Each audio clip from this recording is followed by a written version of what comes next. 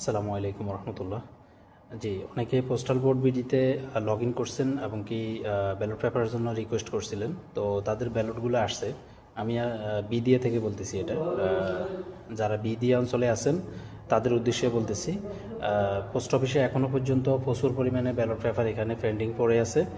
এগুলি নেওয়া হয় নাই এবং কি এগুলিতে ভোট দেওয়া হয় নাই।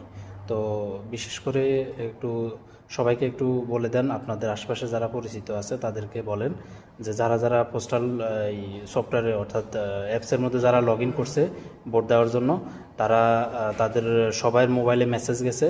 যারা এখনও ব্যালট পেপারগুলি নেন নাই তারা অতি শীঘ্রই পেপারগুলি নিয়ে দ্রুত আজকের দিনের ভিতরে কিংবা কালকের দিনের ভিতরে এগুলি কমপ্লিট করার জন্য। এবং পোস্ট অফিস প্রতিদিন সকাল 8টা থেকে সন্ধ্যা মাগরিব ক্যাম্পি বান্নাত ফিলিল